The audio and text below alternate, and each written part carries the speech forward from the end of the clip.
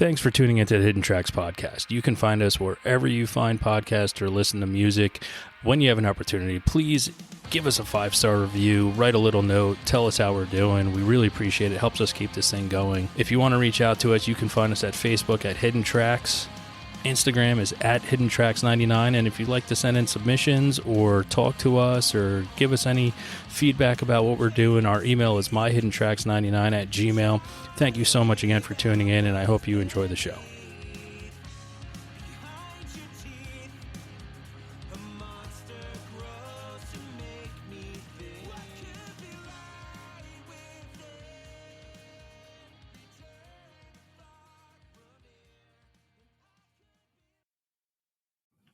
Welcome to another edition of Hidden Tracks. I'm here with Wesley Chung, formerly of Boris Smile, the Great Albatross, and amazing artist, solo artist, kind of folk indie. But I will ask the question first and say thank you so much for being here, Mr. Chung.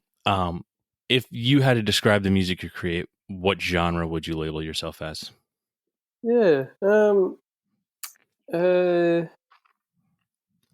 Yeah, probably indie and folk probably come out the most based on friends and associations. Is sometimes I've snuck into emo, but just like just ever so slightly, but it's more through associations than probably the actual music I write. Outside of there's always little bits because I like I like emo, so there's bits that'll come out in it, but for the most part probably just folky, indie, kind of poppy kind of thing. So yeah, it's funny you say the emo thing because I found you. I found the Great Albatross project you did, and it was under the emo section in Bandcamp. And yeah, that's funny. Yeah. So that's why it's funny that I ask now what you would consider yourself, because there's so many different things and things fall into so many different categories, and you have to give someone something to kind of genre relate, because there are snobs out there that I only listen to metal and they'll never touch anything else, or there's open-minded people, but you just don't know what someone wants to be. Classify that. Yeah, is a funny one about how much control you end up having over that, unless you really connect yourself to a genre and like a scene, and that can be, I guess that can be a double-edged sword for some artists. I guess it kind of depends, but yeah, I've always enjoyed. I've had the pleasure of being released on some, I guess they would be emo labels. So yeah, so Count Your Lucky Stars, you were released on, Boris Smile was released on that, and that's kind of I'm using air quotes now, kind of an emo label. Yeah, well, I mean, you could probably lose the air quotes. I could probably say it's super emo, like it's super. I think, I shouldn't try to be. The minute I start trying to be technical, there'll be someone else that says like you're totally incorrect. But I think it's that. I think it's that fourth wave Midwestern emo revival, I believe, and I also believe from what I've read we're in the fifth wave. So, even the minute I said that, I feel like I'm really unqualified to have said that. But that's what I've I've understood Count Your Lucky Stars to be of that genre. So yeah, and I mean, you just said fifth wave. I'm like, I thought we were third. I didn't know we surpassed the fourth run. I mean, it's so hard to keep up. I mean, when does it start? When did it begin? When does it end? I always have my beginning point for that emo sound, and mine was Sunny Day Real Estate's Diary. That was that's it's funny, and I'm careful to not tread too deeply into that because it would become very clear my my gaps of knowledge in that, and I feel like there's people that really that it's very important to them, that that kind of thing. So Yeah, I mean, because we can get into with some people, I can get in arguments all day long about it. And where did it start? Where did it begin? I mean, I've had conversations with, if you know the band Jawbreaker, Dear You. Oh yeah. That could have been the start. Came out about the same time as Sunny Day Real Estate's Diary, but it's considered an emo album when they were basically just a punk post-hardcore band, but. It's neither here nor there. I want to get into Wesley Chung right now. So you've been creating music. You created with had Boris Smile, which started as a project, and the Great Albatross, now just going under your own name. How did this all start for you? How did what you wanted to do and create? How did you try to figure out these avenues for you to start? Because I know Boris Smile, you're out in LA, now you're living out in Glasgow, UK. Yeah.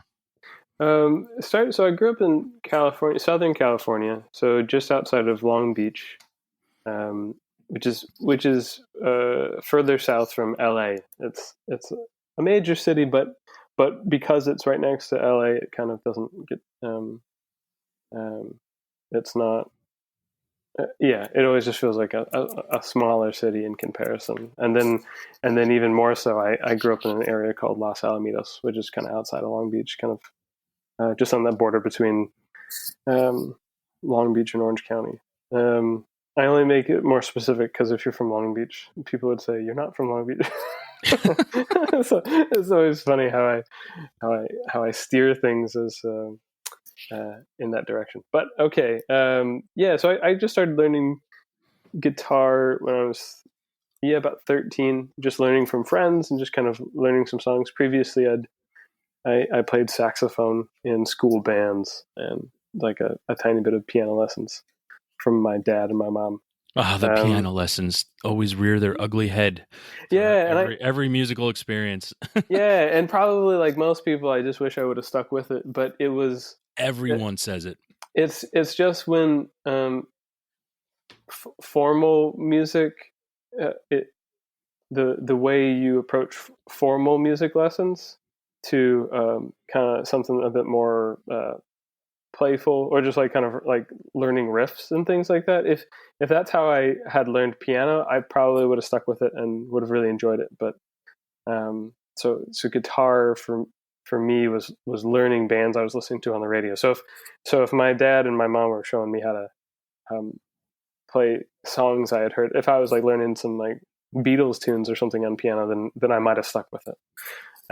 But guitar, that was for me. And Boris Smile, I was in some high school bands, and then at the end of my senior year of high school, I started Boris Smile. So into like kind of college, so it was about 7 years, I was doing this band called Boris Smile, and it was a couple weeks ago. It was 10 years since the last show of Boris Smile. So it's been kind of a while. And there was about like 18 different steady members throughout that 7 years. So it was a lot of people in that group. And then I was kind of back and forth from Glasgow in Scotland and California, and I started another band, the Great Albatross, when Boris Smile ended, because it seemed like everyone was making big moves, and I was moving, so it just felt like a good time to put the band to rest, it's kind of nice to not have things dissipate or just kind of say like, actually, we're just ending the band, and you can kind of celebrate it. I like it a little bit more like that. The Great Albatross has just been on a long hiatus, and it kind of always feels less. I like tying things up. Loose ends. Yeah, I kind of like just saying yes, and just making that kind of a bit more official. I've never actually said that officially, that the Great Albatross was on like a long hiatus, but it is, just because I'm not writing songs for it. And then I put out one solo album under a Wesley Chung, and I'm working on a second album that I'll be doing under my own name. Nice. So people don't know, Neon Coast is the name of that solo thing you put out. What was that, 2018? Yeah, which is, it was wild. That was it feels like a really long time ago. I think during the pandemic, pre-pandemic feels a really long time ago because there's been so much change. But Yeah, I don't know when it happened. I don't know. There's a just a time missing from my life where I look back and Neon Coast came out in 2018. I'm like, oh, so like last year. yeah, In my head, that's what I'm feeling and what I'm thinking, and it's definitely not correct. yeah, yeah. It's a while ago now, but it does feel it doesn't feel that long ago, but and it kind of does at the same time. So you talked about growing up learning instruments. What was your first musical memory? The first time you heard music that wasn't a cartoon theme song or Disney song or something, when you first heard real music, do you remember what that first song was that may have changed your outlook as a child on what music could be? Yeah, well, my dad played jazz piano, so I think there was a mix of jazz.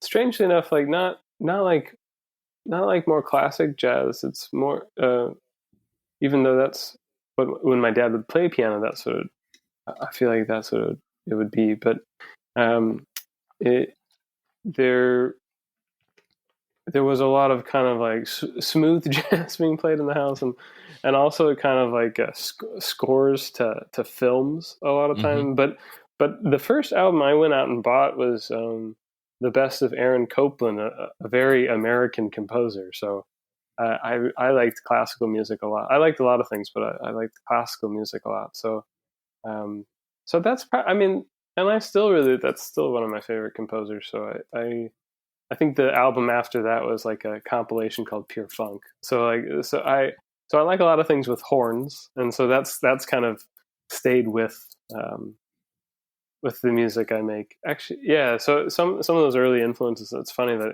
Aaron Copland. I still really like using more orchestral instruments like woodwinds and horns in the music I make. I still always keep sprinkling those in. So Well, it's that first thing you hear that kind of shapes your life. For me, it was I kind of figured out later on in life that my first musical memory and my first thing that I latched onto was the Beach Boys. oh And yeah.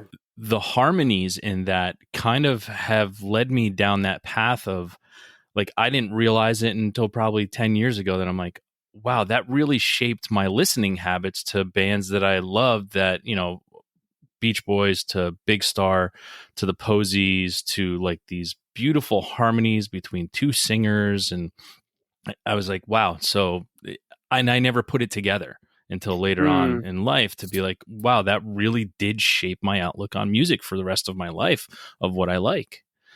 Yeah, it's funny how when because everything's new to you when you're young. Hmm. So when I hear music that excites me now, it's it's usually akin to it's more connected to the same excitement I had when I was a kid or a teenager, hearing stuff when it felt new.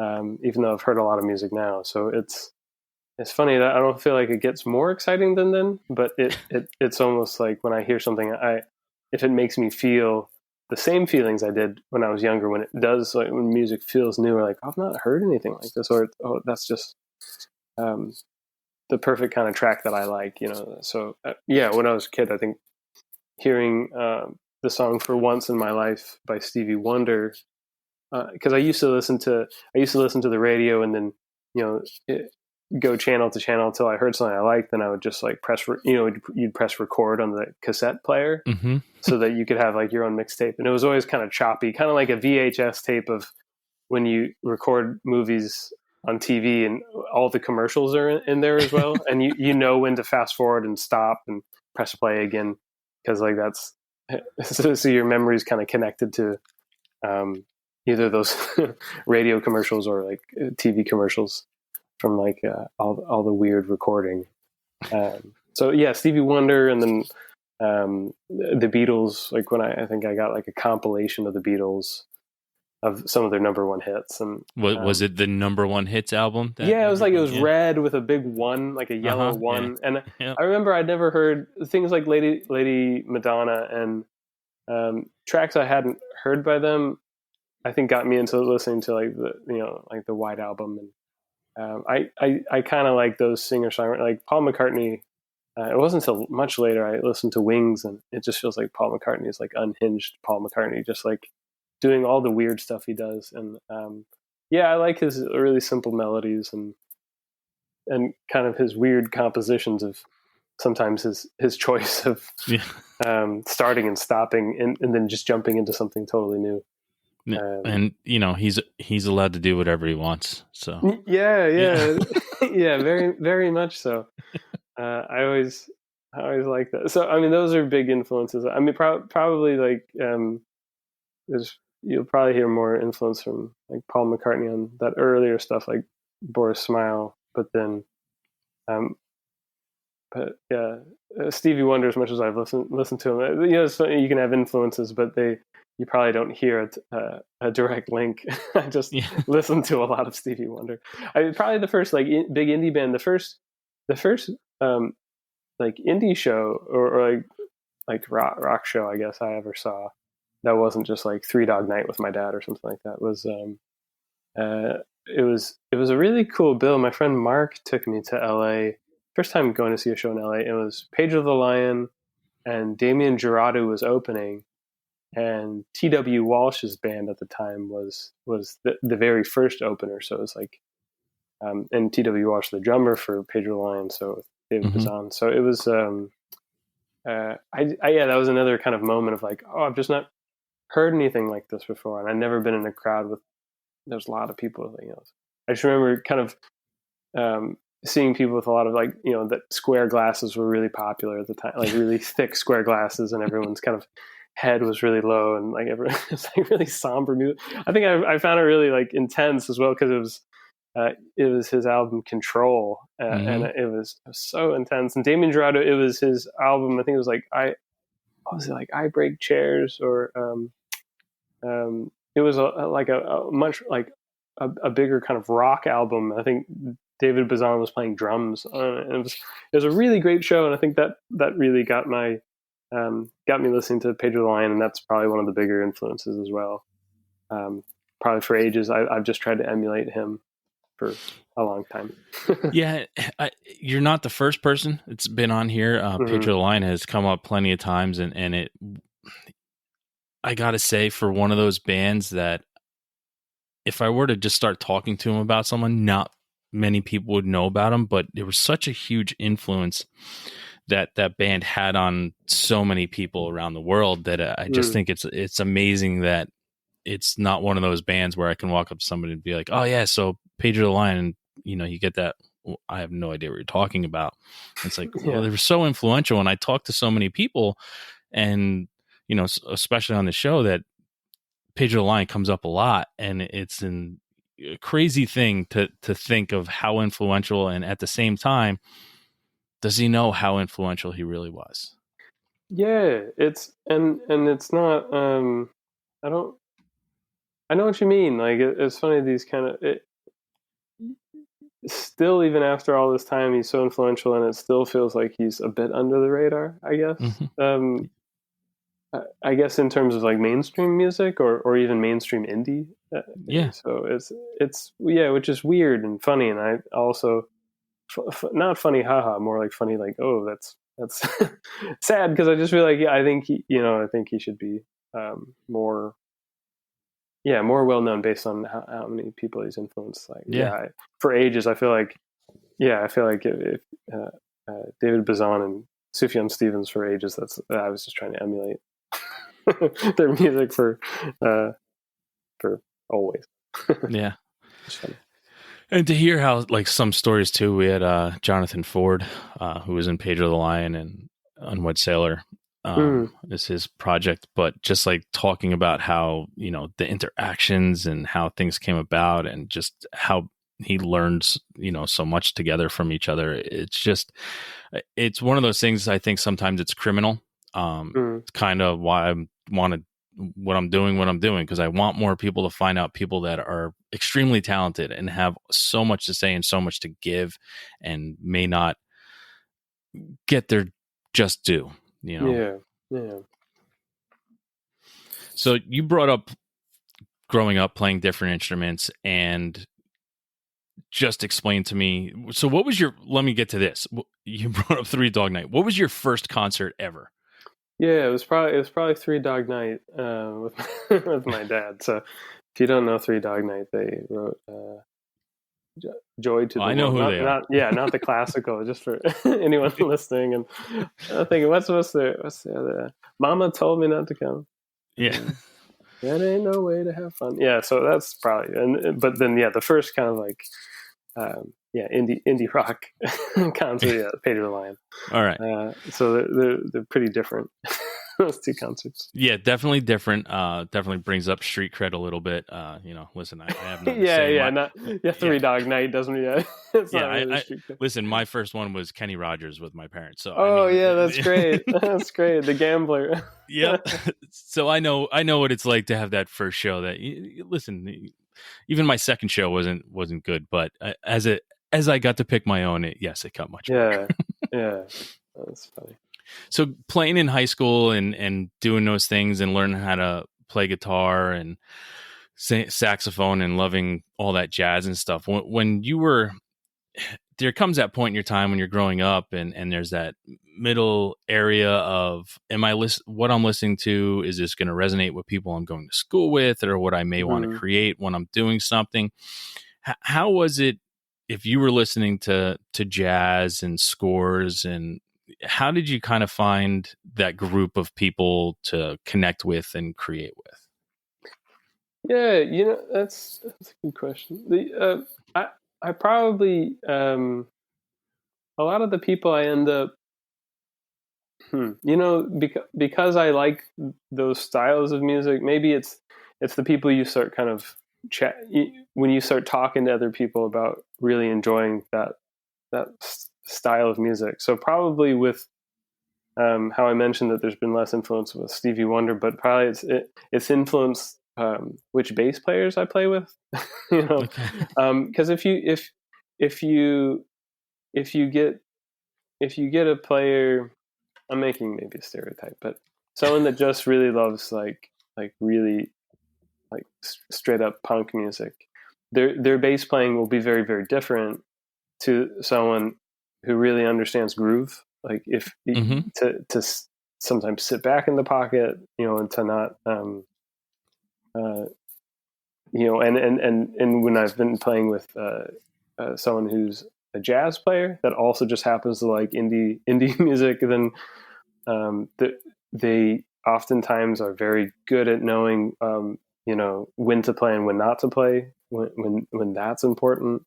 There's kind of different nuance based on what type of players you get. So I've used a lot of string and horn players. So a lot of times they're coming from a classical background, or they've or sometimes jazz. I guess I find that when I'm playing with players that have done jazz, they feel like they have a lot of freedom on the instrument.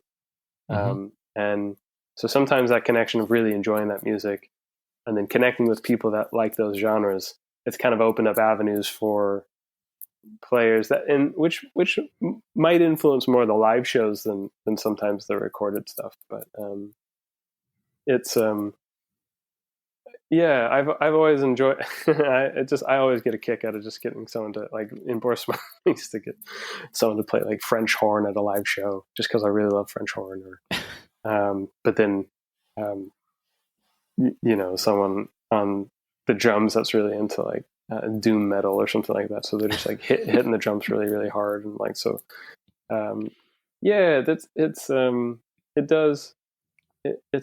It's a funny one finding.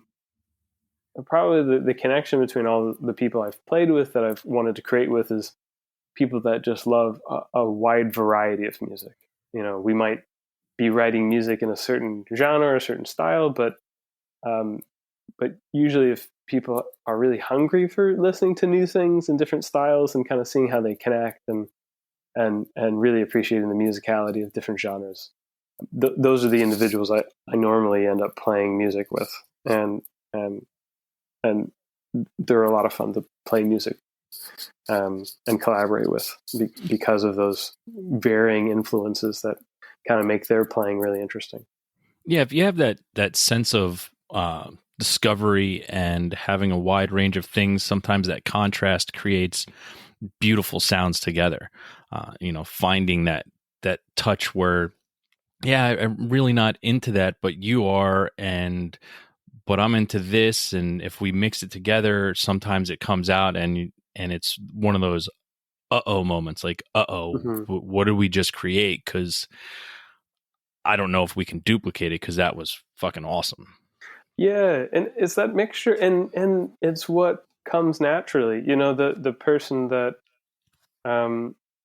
if you get a violin player, like you, and there's almost like, especially over here in, playing music in Scotland now, in Glasgow, you can get people that play. I would just think almost the difference between someone that plays violin and someone that plays fiddle. Someone that plays more traditional music, they'll always say like trad music. Mm-hmm. They just play violin really differently than someone that plays classical, and sometimes you'll get someone that can play both of those styles. But when I'm playing one of my songs, the way that they change the arrangement based on what their go-to is. If they go into like if someone who's more of a classical player, it might be a little straighter, and the tone might be a little cleaner. While someone who's doing fiddle, they'll maybe bend the notes a bit more. They'll maybe kind of, there's just like a different emotive energy that comes with what's their go-to, what kind of style they normally they're just into, and they play the most. So I always find that really exciting. Just like you're saying, those moments where you realize that it's really hard to manufacture this, or you just bump into that person whose instincts are very different than yours. Mm-hmm. So yeah, I've always really appreciated that where that magic comes into it, or because I can, I can only, I'm definitely not one of those songwriters or artists that's like a Burt Bacharach or something like that. You're just like writing every bit of everything, Yeah, and you say this is the song. Everyone just play the song. I write this when I say like I'm writing the song. It's like the verses, the melody, the kind of the chorus, and I've kind of set the map, and this is the direction. This is kind of I'll give people maybe like a lead sheet, and as they're adding, kind of the collaboration happens when people are kind of using their talents and kind of create the larger arrangement, or changing what I do, because and that's really exciting. People questioning my own instincts. Yeah. And kind of going, oh, does it have to be this way? And that can be nice when it depends. For me, I mean, I like it a certain way, but if someone, a lot of really, my songs have gotten better by someone saying, oh, just cut straight to the chorus, or like make that bridge longer, or make that bridge shorter, or the arrangement changes based on the people who are I'm kind of like making the song with. So it's cool. Do you remember the first song you ever wrote? Oh, yeah, I think so. Yeah. It's those really rubbish songs. They're really no. They're always, I'm acting like I'm embarrassed, but it shouldn't be. Like you write. I think it was. I used to write a lot of joke songs growing up, because it was easier if someone said they didn't like it, then I could say, oh, it's just a joke. I'm just having fun. So I think I wrote a song called, it was like Pastrami Lope or something like that. It didn't make any sense. It was like an ant, like a fictional animal, like made of pastrami or something like that. It was really, really ridiculous. Like, and I just, as I'm sharing this, like, I'm just like, I just need to lean into, that was that was the mind of my 13-year-old self, and that's fictional animal made out of pastrami is, yeah. I mean, it's pretty. I mean, that is pretty funny. And I don't know how you did it, but that's awesome.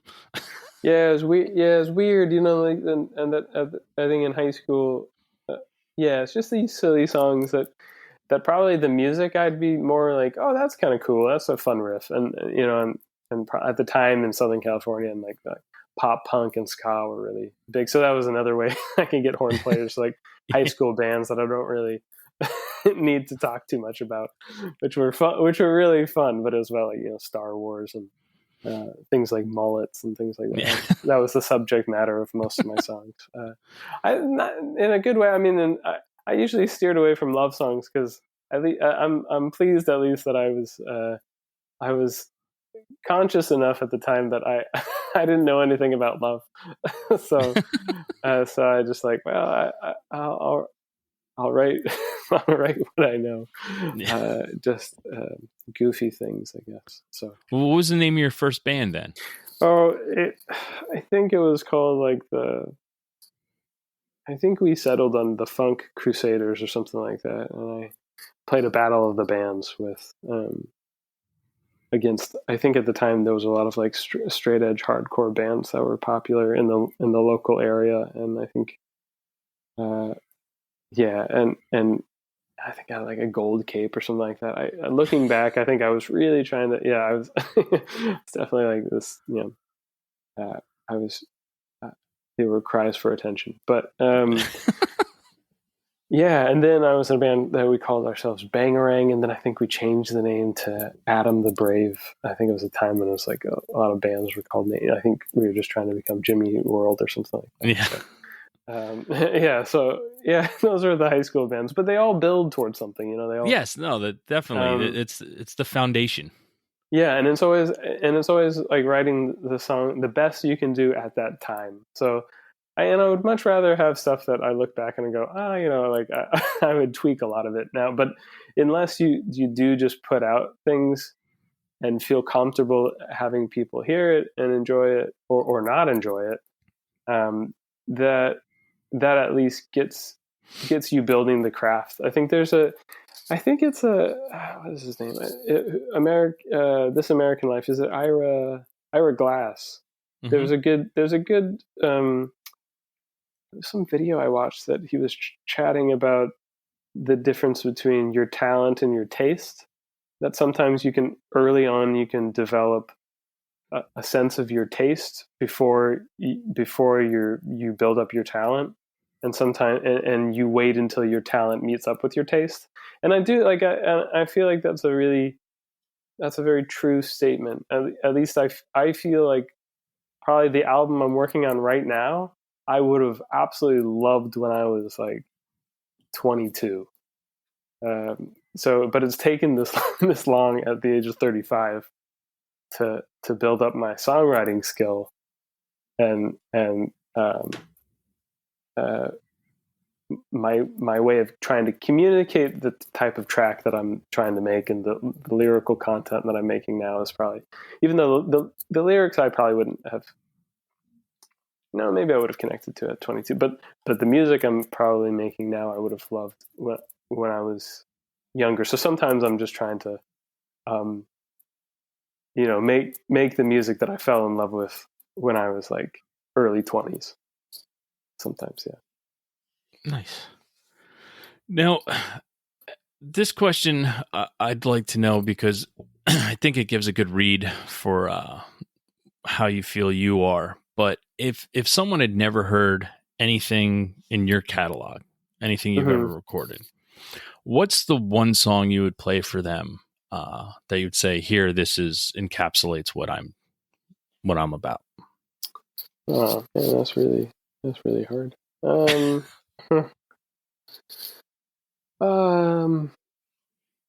mean, it would be it would be something a bit more.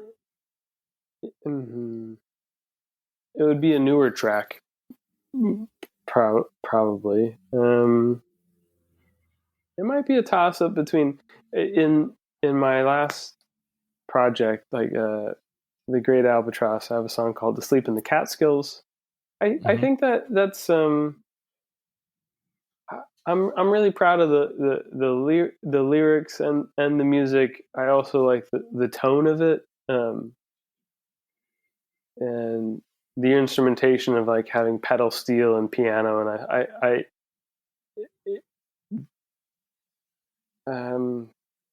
yeah, either that song, in lyrically, it's talking about kind of sleepwalking, the kind of metaphor for feeling like you were asleep for a long time, and kind of in the title "Sleep in the Catskills," it's looking at that kind of Washington Irving, Rip Van Winkle story with the character that falls asleep for 20 years and wakes up and feels like everything in his life is very different, but some elements are quite similar at the same time. But he's just like slept for 20 years, and I kind of felt like that when I was writing that song. So I felt like it communicated.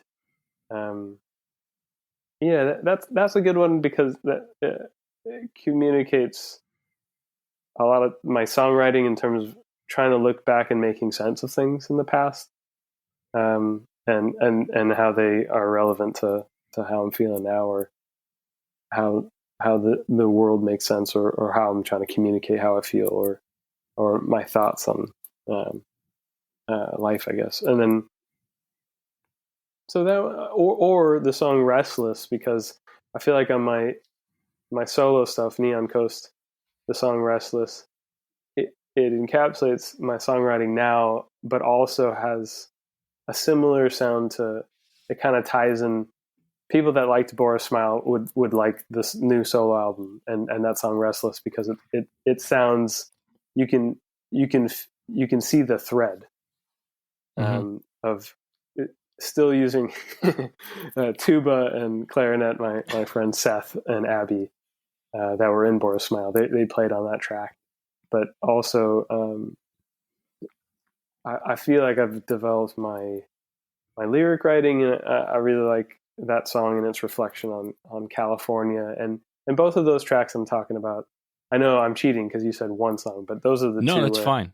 I think "Restless" also kind of having a better sense of, I think, a culture in Southern California that feels very restless, kind of LA, and maybe not even what it is, but maybe what it stands for, or the impression that people have of it. I never lived in LA. I lived out, further outside of it, so I'm probably not the person to really talk about a deep dive of LA, but more kind of the restless nature of people that move to the West Coast, trying to self-actualize themselves, and growing up in that environment, whether you're in it or not, you feel like that's part of the energy in the air. And I think moving away and kind of seeing it maybe with a bit more clarity. Well, I think I have more clarity on it, and so that song musically, it feels like you can feel the thread from previous projects, but maybe in a more mature way, or and again, it's also just the strength of collaboration and the people that have worked on those tracks. There's so. Sometimes I feel like I'm getting better at just finding the right people for the track as well.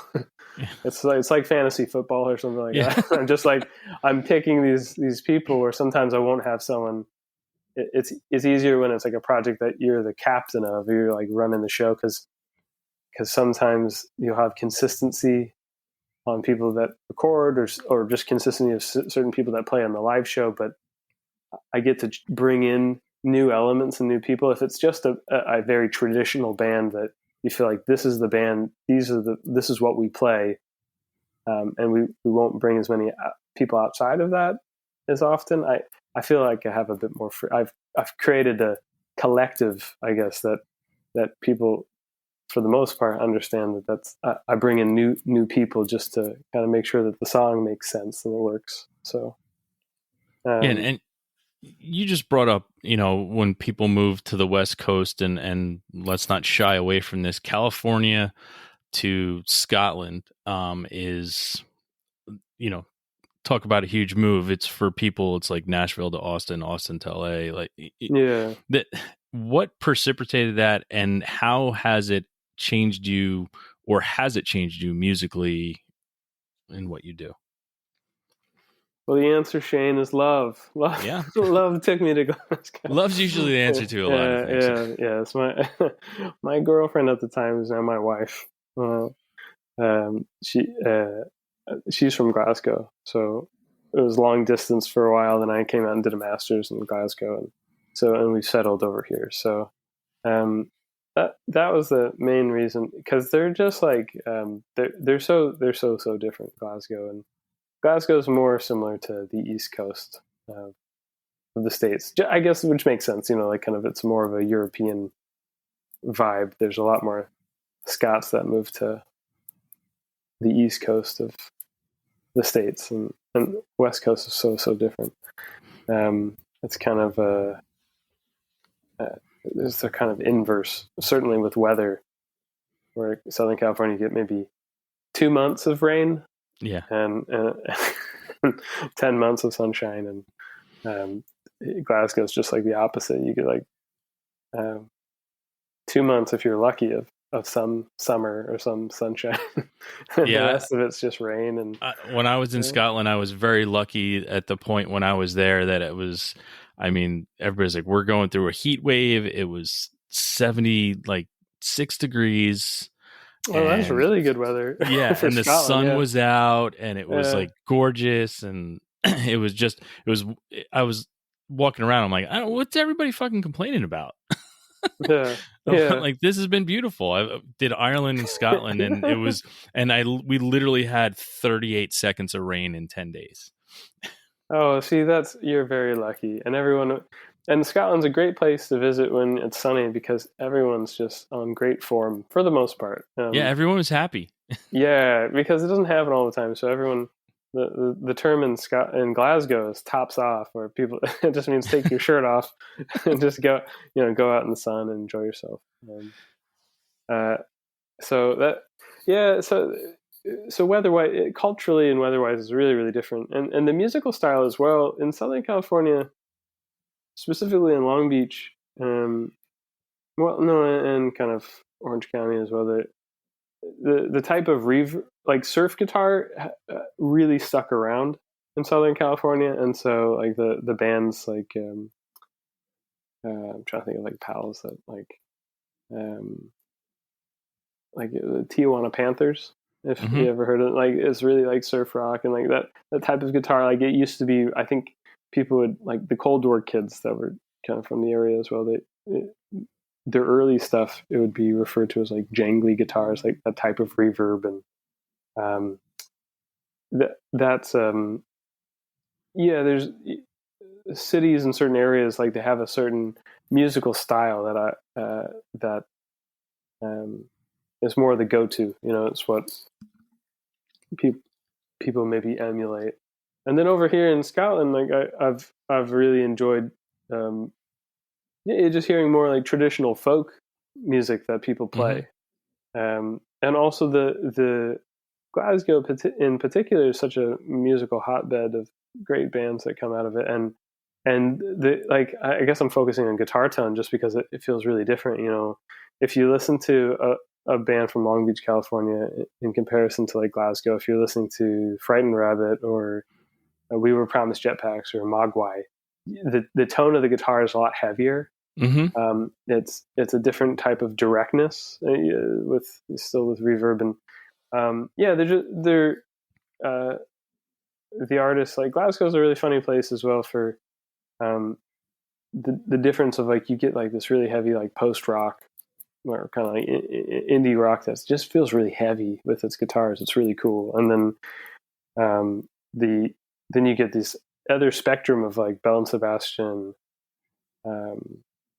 Or Camera Obscura, like kind of like really light and fun, kind of chamber pop of like the 2000s, and like that. So it's a really I really like the different influence that I've been able to kind of soak up in the players that come out of Glasgow. And you get different sounds. Like I think when I was making Neon Coast, that last album that we referenced, that in Glasgow, but it's all about California. So just trying to explain to people, like in California, if I say, oh, like make sure the trumpets, like there's a real strong kind of like sharpness to the playing, and it has kind of like a mariachi feel to it. And and people are just like, I don't know what you're talking about.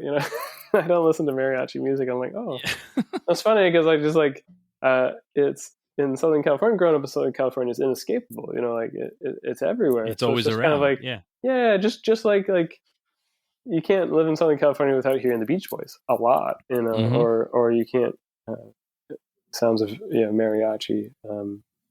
Or bolero, or like this, certain types of music and genres you just kind of hear often. So it's funny, like just trying to describe certain tones or certain kind of styles that, and trying to do that in a different cultural context has been interesting. It's maybe stretched the way I've had to communicate the sound I'm looking for sometimes, but. So I think it's changed a lot. I think I sometimes don't notice it, but when I remember a period of time when I was back living in Long Beach and playing some shows, and I remember some people commenting that they felt like the way I was playing the guitar, the song style felt different, a different type of folkiness, like a less like Americana folk and more of some kind of like. Some ways I was playing guitar felt a little bit more Scottish, or like it had changed in a way. So mm-hmm. that's interesting, and I probably maybe I'm not even the best person to ask because I'm a little too close to it. But I feel like it's changed. Yeah, well, it's just like when you're somewhere for a long period of time, picking up an accent. I mean, you pick up your influence around you, and it plays to that. And you and I were talking before we were recording about how I made the comment that I don't think New Jersey ever got its just due for all the true bands that came out of here. Everybody just knows Springsteen and Bon Jovi. But my thing too, for me, in Scotland being as small as it is, and some of my most favorite bands of all time are all from there. And it's amazing to me in a small area where so much stuff came out of. And again, a lot of them aren't known, but if to me, I think they're huge bands. I mean, you mentioned Frightened Rabbit, where one of my most prized possessions is I've seen Frightened Rabbit. I had seen Frightened Rabbit a bunch of times before we lost Scott, but I have a poster with all their autographs from a show, and it was one of the best shows I'd ever seen in my life, like top 3. And I got to see their very last show in the States before we lost Scott. And a band like Frightened Rabbit that I'd mentioned, someone's like, hey, I have no idea what you're talking about, and I'm like, you're missing so much. And there's so many bands that came from the Teenage Fan Club, one of my favorites from the 90s growing up. Teenage Fan Club and Idlewild, and we were promised Jetpacks. I did one of the last shows before the Big C happened. Biffy Clyro, another one that was one of those bands that it's amazing that I've seen Biffy Clyro in a room that holds 700 people, but you go to Scotland and there's 100,000 people there to see him. Yeah, that's fine. I mean, the list goes on. Like there's so much talent. There's so many bands that are, that come out of the area. And Glasgow brings a lot of people. It's the biggest city in Scotland, so a lot of musicians come, kind of make a home of Glasgow. So even a lot of the bands that are from maybe further down south, like Ayrshire. Well, I don't know how many Scottish people are, because I could go into specifics of certain areas, but it doesn't matter. Probably doesn't matter to most people. Hey, listen, we can give a geography lesson on a music podcast. It's totally fine. Yeah, no, but it's all about learning. It's all about learning. That's true. That's true. It's fun. Yeah, and I like that Glasgow's not such a big city. I mean, it's the big city in Scotland. There's Edinburgh and Glasgow, but it's got the small city feel. It's a big city that's got a small city feel. Yes. Yeah, it definitely feels that way. Like you can bump into people where you're like, "Oh, that's right. You're um those big bands, they're just, the artists are just, just living their life in in Yeah. Glasgow, and you just bump into them sometimes. And you're like, "Oh yeah," or just, become pals with some of these people that you're like, "Oh wow, I love the music you make." And it's a nice thing, and it, I found it to be a really lovely culture in Glasgow in terms of its music scene, and really really open, and a lot of collaboration. So it's a great place to be. And also, I certainly have get to play shows and open for much bigger artists in Glasgow than when you're trying to. There's the challenge in Long Beach is that there's not enough venues, music venues in Long Beach to. I think it was only like 5 years ago that it had its first kind of major festival in Long Beach, but everything is up in LA. And then um, outside of a few, like outside of Long Beach has its big mecca is really, I think, the Fingerprints record store that brings some great artists to come down that, and forever it's like my favorite record store of all time. But um, but LA is kind of where that's where all the bands go through. So and it's harder to uh, yeah, harder to break into uh, to LA and in Glasgow. You can just uh, if you meet the right people in the right scene, you can just open for some really great bands and play alongside some artists that you really love because it's a big music city. So it's really cool. Well, I'm happy for you. I'm happy you found love and you found a place where you're comfortable, because I know it's not easy for people. Yeah, no, thank you. I love that. I love that response. I'm happy you found love. Me too. Yeah. Yeah. It's honestly, looking around at it, it's hard, and you found love with another person in your life and children, and you're currently on holiday, and I'm taking up your time from you because you're talking about something else you love, and that's music, which is fantastic. And just being able to have those things to always, to look forward to is something, especially in what we've just gone throughout the world in the past 18 months, is pretty special, and gives you that time to reflect and just be like, wow, I guess I am pretty lucky. Yeah. Yeah, definitely. I mean, yeah, I think a lot of people with during the pandemic, that's continuing. Yeah. Yeah, it's given a lot of people pause to reflect on what's important. And I certainly, yeah, I definitely, yeah, I feel very lucky. And yeah, and there's a different perspective on music. Yeah, coming out of the rigid lockdowns of the pandemic. Also, I mean, it's hard to not. My son was born 3 weeks into the lockdown in Glasgow, so so a lot of life's changed, Yeah. and a lot of time to reflect on what's important, and also as well as music being really important too, and just trying to reshuffle how to do this now with a different set of priorities, but. Um, Yeah, it'll be interesting how I feel like it's already started shaping how I write lyrics and um, yeah, just with this new set of priorities. So so I'm gonna watch this space.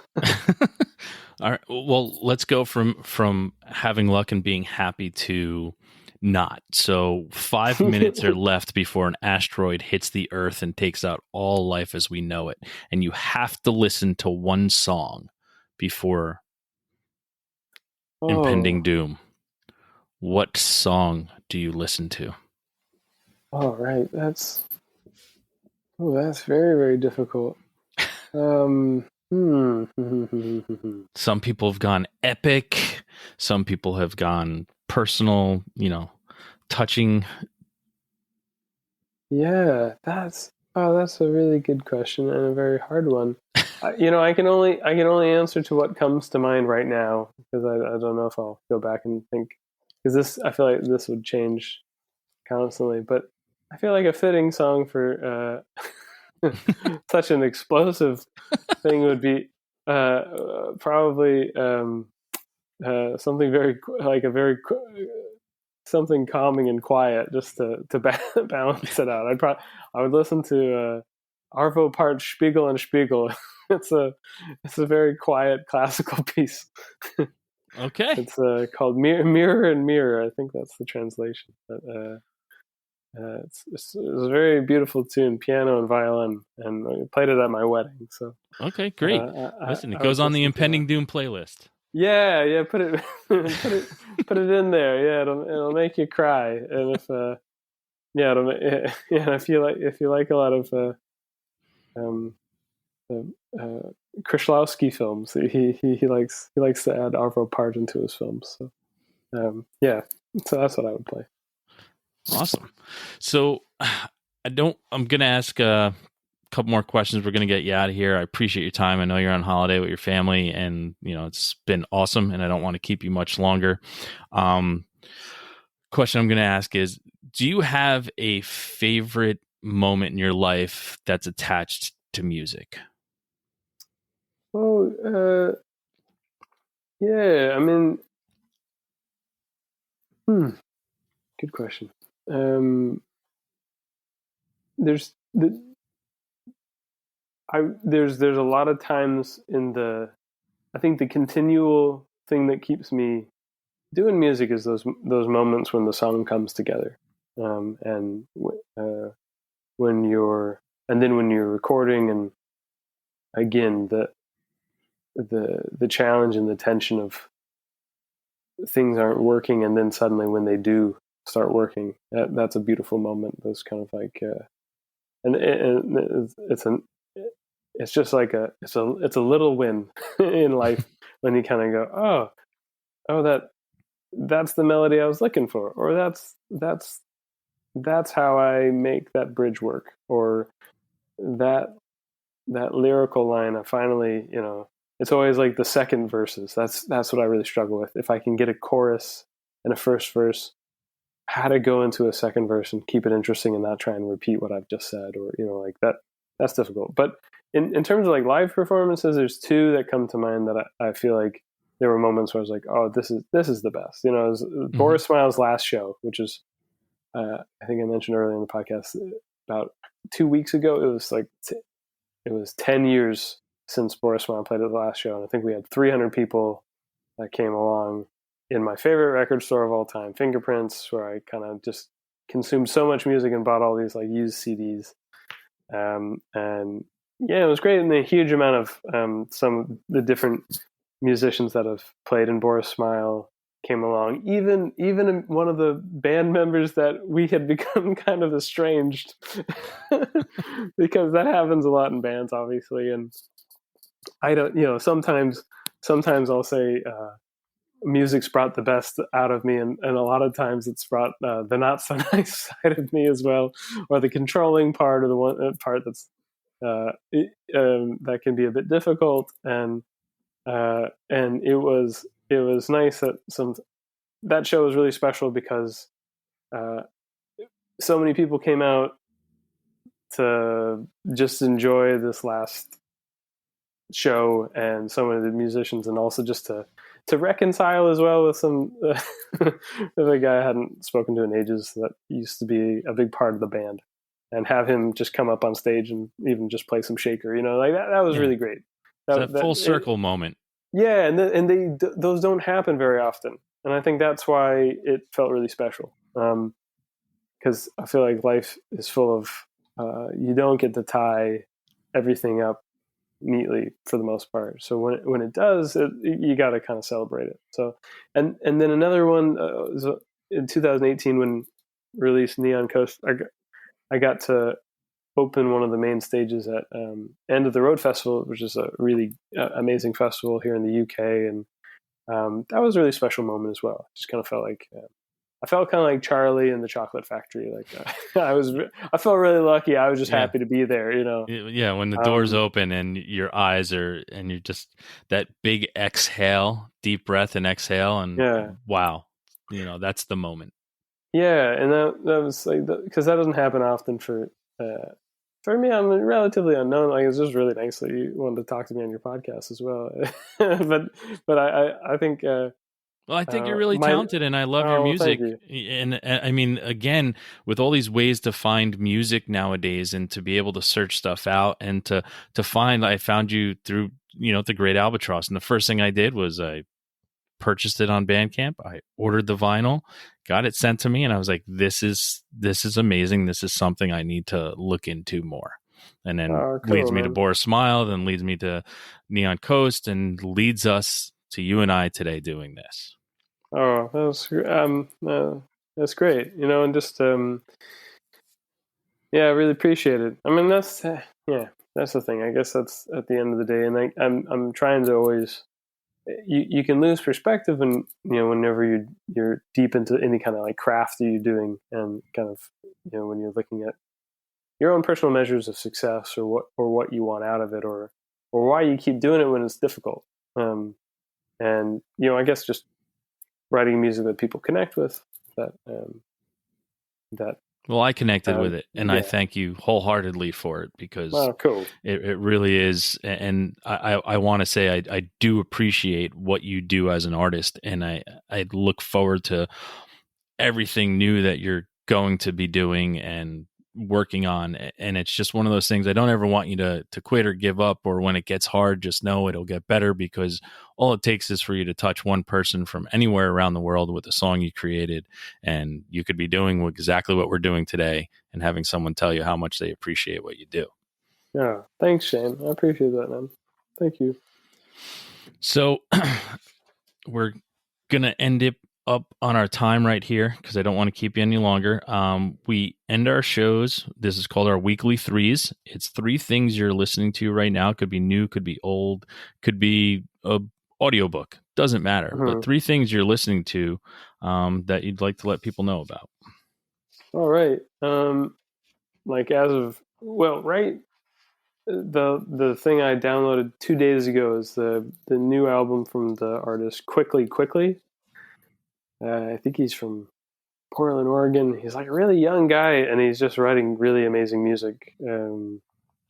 It's electronic, or at least it has the trappings of electronic music. But I think he's playing all the instruments, and I actually don't even think he's doing a huge amount of samples. But um, it it's excellent. And it makes me excited in the way, like, I'm listening to it. I'm like, oh man, it makes me want to be more creative, and that's the highest compliment I can. When there's an album where I'm just like, oh man, this makes me want to pick up my guitar and write, because I'm really inspired by this. So the artist Quickly Quickly, I can't remember the title of his new album. I'll find it. Yeah, but it's really cool. It's really, really cool. Awesome. I've been listening to a lot over the last few months of this artist, Peter Cottontail. He, again, I can't remember his album, but it's like, my dad used to lead, he was one of the leaders of our church gospel choir. So I really love gospel music. And so Peter Cottontail has done some really, really, really cool gospel songs and arrangements, and with a really a really big cast of. I think he has Chance the Rapper on it, and I think he had like One Direction singing on it. It was quite funny. But it's and Kirk Franklin, who's like a real. If you like gospel in America, he's like probably in the '90s there wasn't a gospel church. Like there wasn't a church that sang gospel tunes that didn't have Kirk Franklin as one of the songs on a Sunday service. So. Yeah, his stuff sounds great. Really, again, it's really complex harmonies, and really great groove. And he's got this one track where like it's I think Yeba's singing on it, and called High Five, and it's a jam. It's such a jam. It's really, really good. So I've been listening to that. Let me think of a third thing I've listened to a lot. Now it's getting trickier. Probably it's not that recent, but about a year ago, there was two things I was listening to a lot of, so it'll be a tie. Just the style of, I think it's called bolero music. I think it originated in Spain, but it's usually a trio. Like if you look up, I'm gonna forget the names. There's like Los Caballeros, and there's this is gonna bug me. That there's another really really famous group that does, like, it's trio of singers that do Spanish, like Latin music that is soft and slow and crooning pretty much, and it's just this. It's great. I love I love it. It's not as fast paced as like mariachi, but Los Panchos, yeah, that's another like really old group that sing in that style, and it's really, I find it really beautiful. I don't know.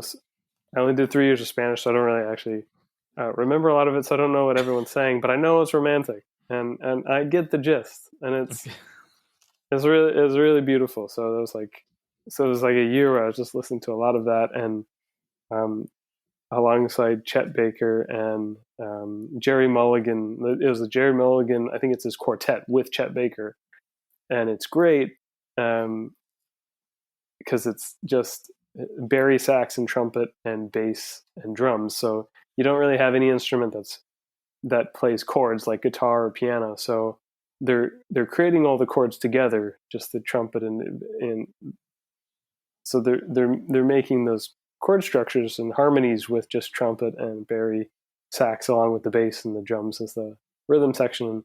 It's really beautiful. So even I'd say and exciting as well. It's kind of like West Coast jazz, but during that time it was like bebop, so it's fun.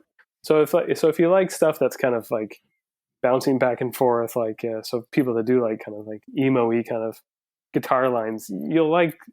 I think there's an analog there. People would like that too, because it's the back and forth, and it's just really complex, but complex in a way that you're kind of, but done in a way that it feels effortless, and I think that's always really exciting to me. If you can get that. Awesome. Yeah. Well, it's why we do this. It's something to check out. So I gave you more than 3, but those are the stuff that I've been listening to. I'm gonna give you a little latitude there. So cool. Thanks, man. So my 3 for this week, my first one is a band called Anson, LA alt rock band, ANSON. Album A Note for You to Find is what I've been listening to. Cool. Number 2 is Ready Steady Steroids. They're a Canadian emo pop punk alt rock band. I've been listening to. The name of the album is called Dear Outsiders. And last but not least, because these are in no particular order, The Gospel Youth. They're a British emo pop band. The album's called Thoughtfulness. Those are the 3 things I've been listening to this week. There's also been a lot more. I just came from my first musical festival in many, many, many, many years. So too much to name what I've actually been truly listening to over the past 2 days. But Wesley, I want to say thank you so much again for being here.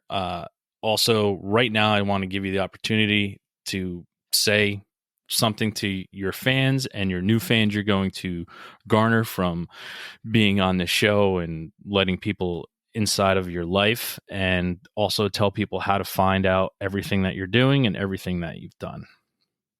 Yeah, well, you can check out Neon Coast. That's my solo record, A Wesley Chung. And then you can check out The Great Albatross or Boris Smile.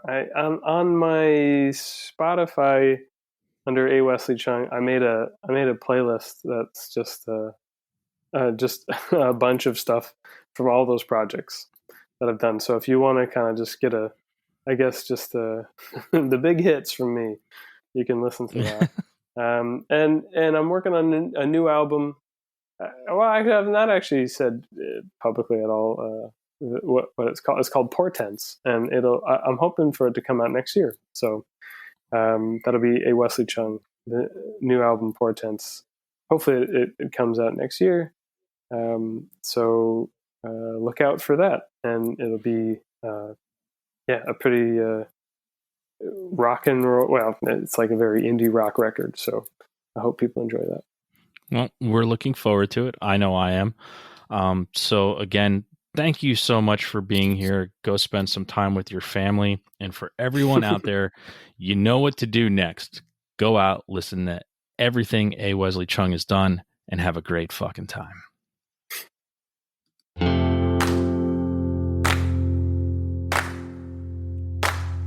We drank our age in the fountain of youth, conquest of old, bathe in the new.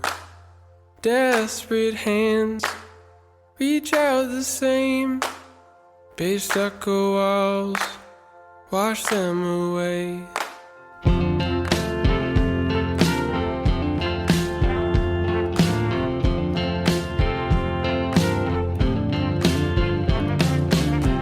A city sleeps when its veins are dry, bleeds out the red, bleeds out the white. That burning glow screams out desire. Dusk hides the stars, night feeds the wild. They spoke to me in my electric dreams, 'cause I'm too blind to see that I'm restless, baby, restless, baby. We stretched our souls till we're just skin and bones, baby, searching for gold, 'cause we're restless, baby, restless, baby.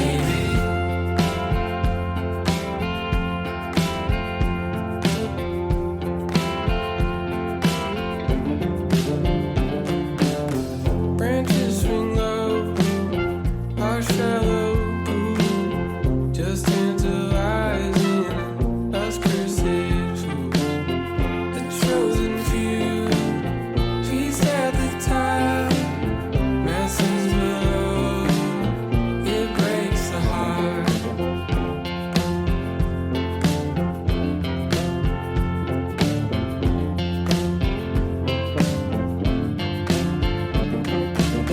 Such anxious fear, orbits in mind, the lonely world trapped in your mind. The curtain calls, our final play, time ushers on, memories fade. They spoke to me in my electric dreams, 'cause I'm too blind to see that I'm restless, baby, restless, baby. We stretched our souls till we're just skin and bones, baby, searching for gold, 'cause we're restless, baby, restless, baby.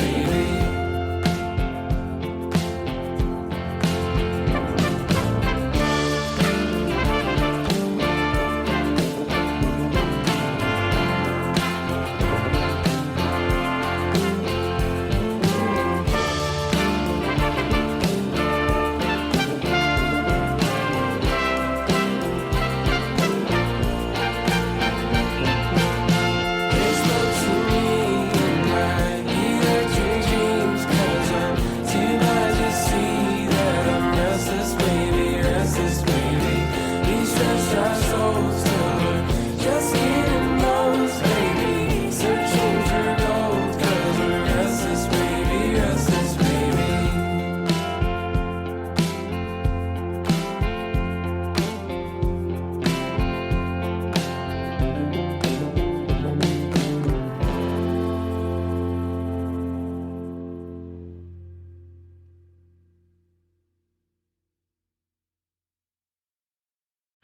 Thanks again for tuning into the Hidden Tracks podcast. We hope you enjoyed this week's show. Don't forget to follow us on Instagram at HiddenTracks99. Also, send all your submissions myhiddentracks99@gmail.com. Tune in next week. You may find your new favorite band, and don't forget to go out and have a great fucking time.